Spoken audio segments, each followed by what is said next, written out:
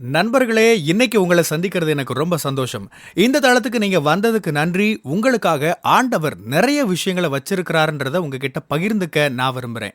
இன்னைக்கு உங்க கூட நான் பேச வேண்டிய விஷயத்துக்குள்ள போறதுக்கு முன்னாடி, சில விஷயங்கள சொல்லிக்க விரும்புறேன்.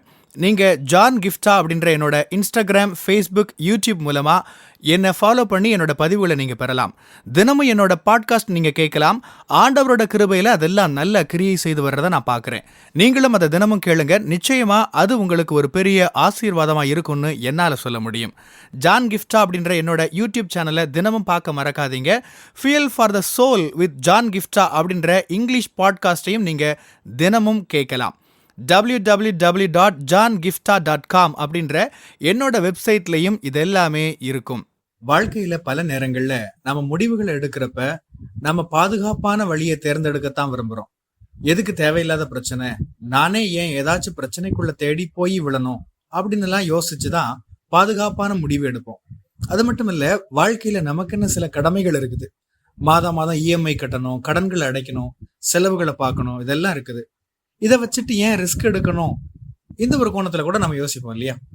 கவனிங்க, ஞானத்தையும் நம்ம சில இடங்கள்ல பயன்படுத்தி ஆகணும். நம்முடைய புத்திய உணர்வையும் நம்ம சில நேரங்கள்ல பயன்படுத்தி ஆகணும். முட்டாள்தனமான எந்த முடிவும் எடுத்துடக்கூடாது இல்லையா? ஆனா இன்னைக்கு நான் உங்க முன்னாடி வைக்கிற ஒரு சவால் என்னன்னா, ஆண்டவர் நம்ம ஒவ்வொருத்தருக்குமே ஒரு அழைப்பு வச்சிருக்கிறார். நம்ம ஒவ்வொருத்தருக்கும் ஆண்டவர் ஒரு திட்டமும் நோக்கமும் வச்சிருக்கிறார். உண்மையாவே நீங்க ஆண்டவருடைய அழைப்பை நிறைவேற்ற விரும்புனீங்கன்னா, உங்க வாழ்க்கைக்கான ஆண்டவருடைய நோக்கத்தை நிறைவேற்றணும்னு விரும்புனீங்கன்னா, ஆண்டவர் உங்களுக்காக வச்சிருக்கிற பரிபூர்ணத்தை அடையணும்னு சொன்னா, நீங்க உங்க வாழ்க்கை முழுசும் பாதுகாப்பாவே இருந்து அதை அடைஞ்சிட முடியும்னு நினைக்க முடியாது. நீங்க எப்படிப்பட்ட இடத்துக்கு வரணும் தெரியுமா? இது ரிஸ்கா இருந்தாலும், இது அபாயமா இருந்தாலும், இந்த முடிவை எடுக்கிறது கொஞ்சம் யோசிக்க கூடியதா இருந்தாலும், நான் இதைத்தான் செய்ய போறேன். ஏன்னா ஆண்டவர் அதை செய்யறதுக்கு தான் என்ன அழைச்சிருக்கிறாரு. உங்களோட பாதுகாப்பின் எல்லையை தாண்டி போய் இப்படி ஒரு முடிவு எடுக்கக்கூடிய நிலைக்கு நீங்க வருவீங்களா? ஆண்டவரை முழுசுமா நம்பி, ஆண்டவரே நீங்க என்ன அழைச்சது உண்மைன்னா, இது எனக்கு பயமா தான் இருக்குது, நான் இதை செய்யக்கூடாதுன்னு சுத்தி இருக்கிறவங்க சொல்றாங்க, ஆனாலும் நான் இதை செய்ய முடிவு எடுக்கிறேன், ஏன்னா இதை செய்யறதுக்கு என்ன அழைச்சது நீங்க அப்படின்னு சொல்லணும். லூக்கா 9:51 பாருங்க, எனக்கு இது ரொம்ப பிடிக்கும். பின்பு அவர் எடுத்துக்கொள்ளப்படும் நாட்கள் சமீபித்த போது அவர் எருசலேமுக்கு போக தமது முகத்தை திருப்பி அப்படின்னு போது அந்த வசனம். இன்னொரு மொழிபெயர்ப்பு சொல்லுது, அவர் எருசலேமுக்கு போறதுல தீர்மானமா இருந்தாராம். இன்னொரு மொழிபெயர்ப்பு சொல்லுது, எருசலேமுக்கு போறதுக்கான ஒரு தைரியத்தை அவர் வரவழைத்து கொண்டாருன்னு. அவர் எருசலேம் போறதுக்கு தம்முடைய முகத்தை திருப்பினார், எருசலேம் போறதுக்கு தீர்மானம் பண்ணினார், எருசலேமுக்கு போறதுக்கான துணிச்சலை அவர் கூட்டிக் கொண்டார். இந்த சூழலை நீங்க புரிஞ்சுக்கணும். யோவான் 7:1 பாத்தீங்கன்னா, அதே போல யோவான் 11:53-54 யூதேயாவுல எருசலேம்ல இயேசுவோட உயிருக்கு ஆபத்தா இருந்துச்சுன்னு நம்ம புரிஞ்சுக்க முடியுது. அவரை கொல்றதுக்கு ஜனங்க காத்திருந்தாங்க. அதனால தான் அவர் முன்னாடியே அங்க போகாம இருந்தார். அவரோட உயிருக்கே ஆபத்து இருந்துச்சு அங்க. ஆனா வேதம் என்ன சொல்லுது? நாட்கள் சமீபித்த போது, சரியான நேரம் வந்த போது, இயேசு தம்முடைய முகத்தை எருசலேமுக்கு போக திருப்பினார். தம்மோட உயிருக்கு ஆபத்தான ஒரு இடத்துக்கு போறதுக்கு அவர் தீர்மானிச்சார். அப்படி ஒரு முடிவு எடுக்க அவர் ஆயத்தமா இருந்தார். இன்னைக்கு நான் உங்ககிட்ட ஒரு கேள்வி கேட்கிறேன். உங்களோட வாழ்க்கையில இப்படி ஒரு சூழல் வந்தா நீங்க எப்படி செய்வீங்களா? அவர் தன்னோட வாழ்க்கையின் கடைசி இலக்க, தன்னுடைய வாழ்க்கையில பிதாவுடைய நோக்கத்தை அறிஞ்சிருந்தார். தம்மோட அழைப்பு எருசலேம்ல தான் நிறைவேற போகுதுன்னு அவருக்கு தெரியும். அந்த குறிப்பிட்ட நேரத்துல எருசலேமுக்கு போகாம இருக்கிறதுல எந்த அர்த்தமும் இல்லை. அதுக்காகத்தானே அவர் பூமிக்கே வந்தாரு. அதுதான் தன்னோட அழைப்புன்னு அவருக்கு தெரியும். அதனால அவர் அந்த பாதுகாப்பான இடத்தை விட்டு நகர்றதுக்கு தயாரா இருந்தாரு. ஆண்டவர் தனக்குன்னு நியமிச்சிருந்த இடத்துக்கு போக அவர் தயாரா இருந்தாரு. இன்னைக்கு உங்களை பார்த்து நான் ஒரு கேள்வி கேட்கிறேன். நீங்க உங்களோட பாதுகாப்பான இடத்தை விட்டு வெளியில வர தயாரா? ஆண்டவர் எங்க போகணும்னு அழைக்கிறாரோ அங்க போக நீங்க ஆயத்தமா? கடந்த வருஷம் வட இந்தியாவில ஒரு ஆபத்தான பகுதிக்கு ஒரு கூட்டத்துக்காக நான் அழைக்கப்பட்டிருந்தேன். அங்க ஏகப்பட்ட கெடுபிடி, நெருக்கடியான சூழல் தான். அங்க ஊழியத்துக்கு போயிருந்த நிறைய பேரு காரணமே இல்லாம கைது செய்யப்பட்டிருந்தாங்க. அவங்க கையில இருந்த பொருட்களை பிடுங்கி வச்சிருந்தாங்க. இப்படி அது ஒரு ஆபத்தான பகுதி. ஆனா அப்படி ஒரு இடத்துக்கு போறதுக்கான ஒரு அழைப்பு எனக்கு வந்தப்ப என் மனசுல ஆண்டவர் நீ போய் தான் ஆகணும்னு சொன்னாரு.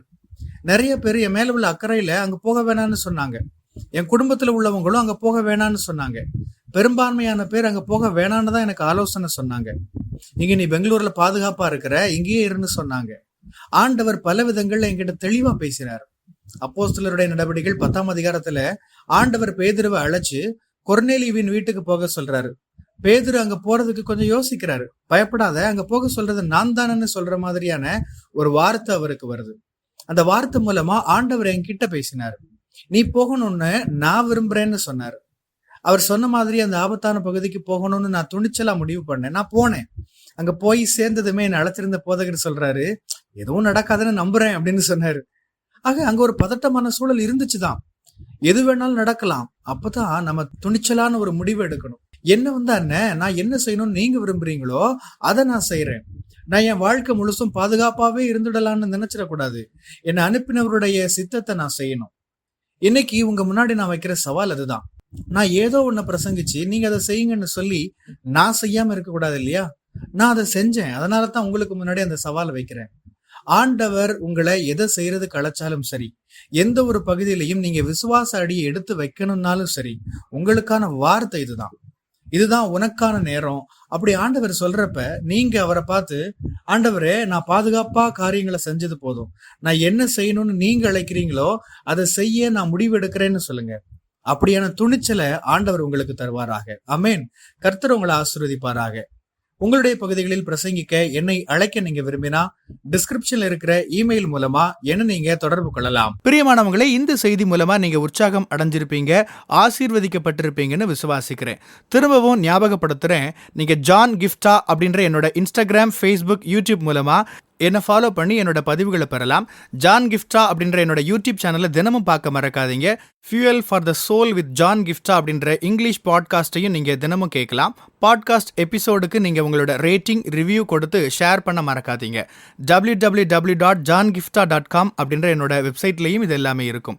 இந்த ஊழியத்தால நீங்க ஆசீர்வதிக்கப்பட்டிருந்து மற்றவங்களுக்கும் இதே ஆசீர்வாதம் சேரணும்னு விரும்பினா நீங்களும் எங்க கூட சேர்ந்து ஆண்டவரோட ராஜ்யத்தை கட்டுற இந்த பணியை உங்களோட நிதி ஆதரவு மூலமாகவும் தாங்கலாம். கூகுள் பே அல்லது நெட் பேங்கிங் அல்லது பேபால் மூலமா நீங்க ஆதரவு தரலாம். எல்லா விவரங்களையும் டிஸ்கிரிப்ஷன்ல நீங்க பார்க்கலாம். ஆண்டவர் உங்களை ஆசீர்வதிப்பாராக.